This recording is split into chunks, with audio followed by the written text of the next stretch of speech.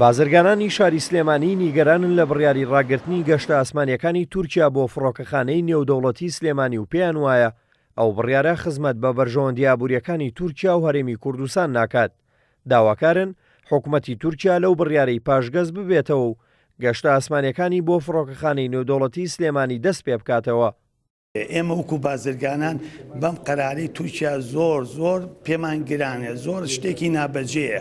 داواکانی لە تورکیا لە قونسولی تورکیا بە قەرارەکانی بچێتەوە هەڵوێستێکی جوانی هەبێ بەرامبەر هەرێم لەبەرەوەی فەرقی هەرێم هەولێر و سلێمانی و دووهۆکمان نییە. کێمە ئەم فڕۆکەخانە داخلس پێ نەبێ پەنابەرین بە فڕۆکەخانەی هەولێر ئەمە تێچوونێکی زۆرە بۆ ئێمە. داواکاریمان لە حکوومەتی وڵای هەم هەرێم هەم حکوومەتی تورکیاشکا بە بڕیارەکان بچێتەوانێ ئەم بڕیارە هەروە باوەڕ ناکەم بۆ بچێتە سەر چووکم چەندین بڕیاری لەو ڕۆیانگەیان ناوە بەڵام باوەڕ ناکەم ئینشەڵا باشە بێت. بە مەبەستی کردنەوەی فڕۆکەخانەی وڵاتی لە کۆنگرەیەکی ڕۆژنامەوانیشدا سەرۆکی یەکێتی هاوردە و ناردنکارانی کوردستان هەڵوێستیان دەربڕی و نیگەرانی هاوردەکارانی سلێمانی ڕاگەیاند و داوایان کرد گەشتە ئاسمانەکانی تورکیا بۆ سلێمانی دەست پێ بکاتەوە چونکە زیاتر لە 2000 بازرگانی سلێمانی ساڵانە لە تورکیاوە بە بڕی 4 ملیار دۆلار کاڵا و شومەک هاوردە دەکەن.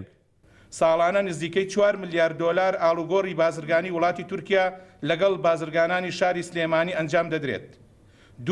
زیاتر لە 2000 ئاوردەکاری شاری سلێمانی بازرگانی لەگەڵ کارخانەکانی وڵاتی تورکیا ئەنجام دەدەن. ساڵانە زیاتر لە 100,000 گەشتیار لە شاری سلێمانیەوە سەردانی وڵاتی تورکیا دەکەن. ساڵانە زیاتر لە 30 وەفدی بازرگانی کەتی تایبەت سەردانی پێشنگاکانی وڵاتی تورکیا دەکەن. بۆیە دووبارە داواکارین لە قونسڵێتە بەڕێزەکەتان هاودەنگ بن لەگەڵ کردنەوەی فڕۆکەخانەی وڵاتە بەڕێزەکەتاندا بەڕووی فڕۆکەخانەی شاری سلێمانی بە شێوەی ڕاستەوخۆ گەشتەکان ئەنجام بدرێت. ئەمەش زیاتر بۆ بەرژەوەندی ئابووری وڵاتی تورکیایە لەبەر ئەوەی چەندین گرێبەست هەیە لە نێوان کۆمپانیەکانی شاری سلێمانی لەگەڵ کارخانەکانی وڵاتی تورکیادا. بە پێچەوانەوە لەوانەیە هەندێک لە کۆمپانیەکانی شاری سلێمانی ڕووی بازرگانیان بگۆڕن بۆ وڵاتێکی تر. لە دوای دەرکردنی بڕیاری دەستپێکردنەوەی گەشتە نێودەوڵەتیەکان لە هەردوو فڕۆکەخانەی هەولێر و سلێمانی لەلایەن دەسەڵاتی فڕۆکەوانی عێراق حکوومەتی تورکیا بڕیاری داوە گەشتە ئاسمانیەکانی تەنها بەڕووی فڕۆکەخانەی هەولێر دەست پێ بکاتەوە و گەشتەکانیشی بۆ فڕۆکەخانەی نێودەوڵەتی سلێمانی ڕابگرێت.